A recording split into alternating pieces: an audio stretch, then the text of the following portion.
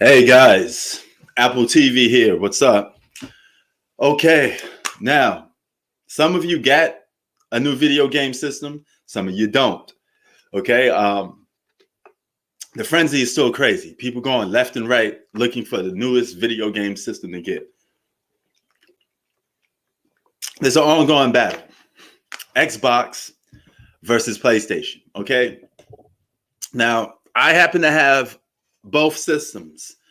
Technically, I had Xbox Series X, Xbox Series X, and PlayStation 5. But I canceled the Xbox Series X and ran with the downloadable one, the baby brother. All right. And I did that for a reason because it fits my um I guess lifestyle or situation of what I wanted. All right. So here's the thing. Which system is better is the question we're going to answer. And then we're going to ask which one's better for you. And we're going to break it down into simple formats. Okay. Now, if you just want to go about the designs, the look of the systems, PlayStation is a very big space consumer. If you don't have the space, um, it's going to take up a lot of space. It looks like a big spaceship. I mean, you could stand it up, you could put it flat, but no matter how you look at the PlayStation 5, it is big. Okay, now I put it right here. It is big. Okay, the Xbox Series S is small, and I really purchased it really so I could go traveling with. Okay, I could put it in a bag, pack it up nice and neat. They don't have no disc, so I don't have to worry about them taking my disc and throw it in the garbage, saying it's not, you can't bring this on the plane. They're very strict when it comes to traveling with DVDs. It's been a rule for quite some time. I remember when I first started traveling, they said don't bring DVDs. I don't know why. I still don't know why you can't bring DVDs on the plane. I got to figure that out. You got to do some research and figure that out. But nevertheless, it's a digital system. It doesn't take disc. Xbox Series S is perfect to travel with. But the drawbacks is it's not the main system. Okay. It doesn't run 4K games. Um, it's a little slower than its counterpart, the Series X.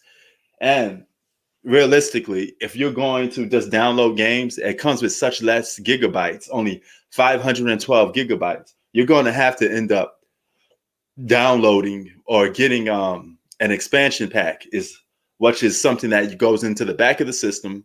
You plug it in, and you get more space to download more games. Now, here's the good part about downloading games. If you keep the code, you could download and reinstall those games anytime you want. Once you redeem your code on your Xbox account, you could constantly download and re-download those games over and over again. So you don't have to buy more storage. Realistically, how many games are you going to play at once? You can't play 10 games at once. Usually gamers buy a system and they play one game until they beat it or until they just flat out done and tired with it. You know, um, so buying extra storage for any system is a waste of money. Believe me, it's a waste of money. All right. Now, the PlayStation 5 also has a digital version, but keep in mind it's the same exact size. They didn't do no diversity with making their digital system different. If Xbox made a different looking system for the digital one, PlayStation should have did the same thing, just to give somebody a more, you know, variety, more choice to pick. Instead you're just going to make the same exact system with the same benefits. The only difference is it's digital, right? And being fact that it doesn't have a disk drive, they make it $100 less, which is $399.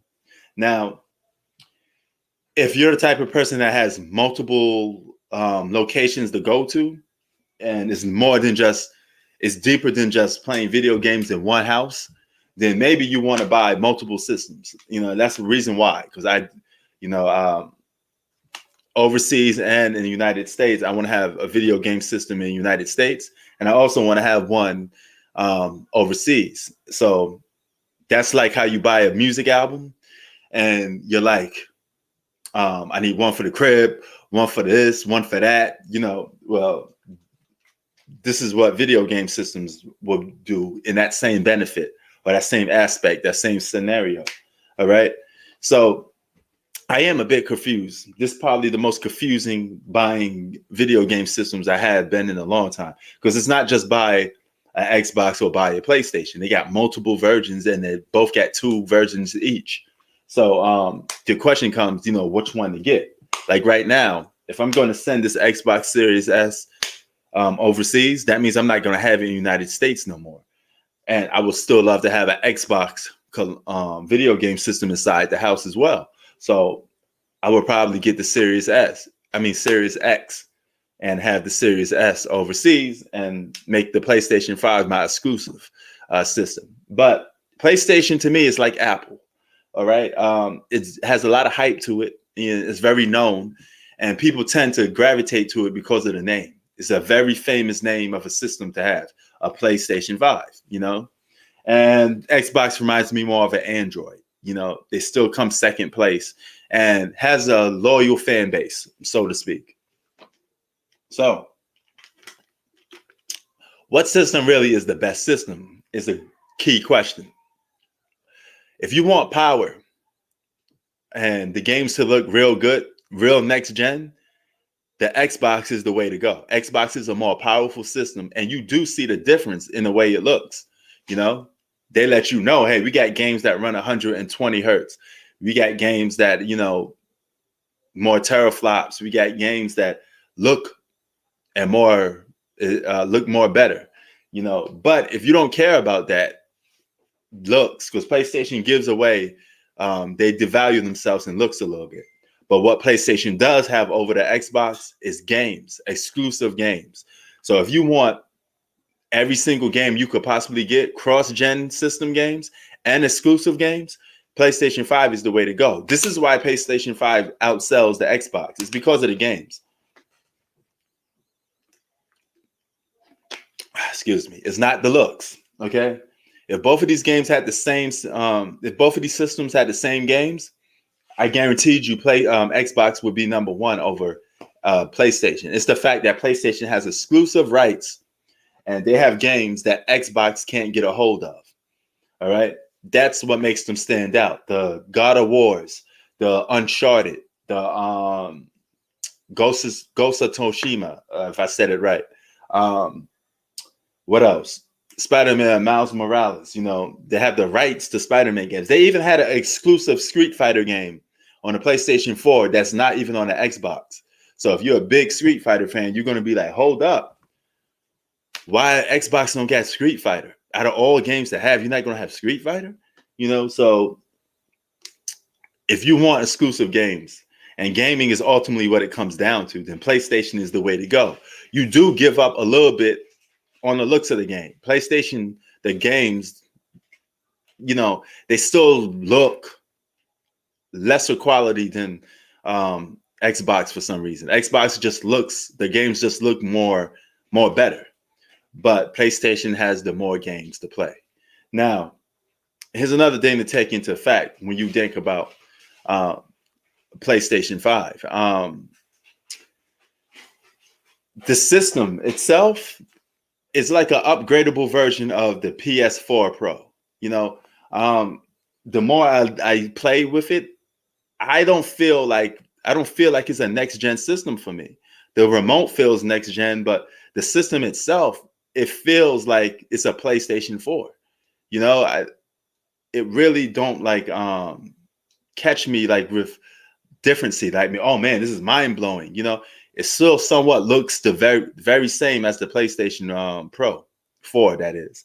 But the Xbox Series X does look different in terms of its performance and how fast it moves. It doesn't make any sound. It's whisper quiet. And the PlayStation 5 does make some sound sometimes. You do get it to make some sounds, like a little humming sound a little bit. But I mean, it's not disturbing, but it does make a sound.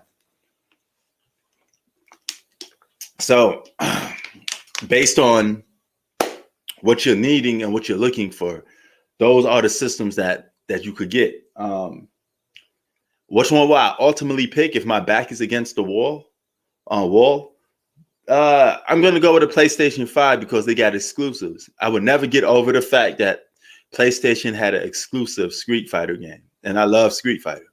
So if it's gonna just cost a little bit in the graphics department, it's not gonna look mind blowing. You know, like super 4K. Then I could live with that.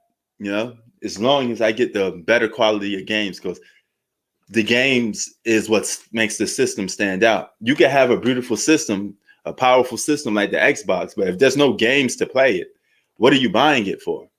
What could you possibly play on the Xbox that's exclusive, really? You know, they do have exclusive games, but they're taking their time with their exclusive games. So they're giving people that own a Xbox One time to recover and get money so they could recoup and go get a Series X. So they don't get that much exclusives. But Xbox was never big on exclusives. Okay, they got Forza, they got Sea of Thieves, they got Halo, they got all those type of games, right? But good luck on when they come out or when they're going to come out. You know, the Xbox is very tricky with releases. And you know what? On launch, you're not supposed to release your best games yet. So Xbox Series X, you could wait on. You could definitely wait on, you know, but sooner or later, you're going to need a next-gen system because you're not going to be able to play new games on a PlayStation 4 or Xbox One because they won't make new games for those systems. Every new game will go to the next-gen system. So if you want new games in the future, I give it one more year before PlayStation 4 and Xbox One is seriously discontinued. You will walk into a GameStop and you won't even see the games in there that much no more. You know, one more year, I give it.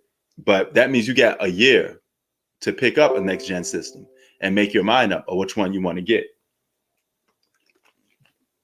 Now, if you're just going to get both, then hey, go for, I guess, a Series X and a PlayStation 5. But if you're going to get a PlayStation 5, don't get the one with the disc. If you ask me, if you're going to get a Series X, let the one with the disc have the Series X, and the one with the digital should be the PlayStation 5.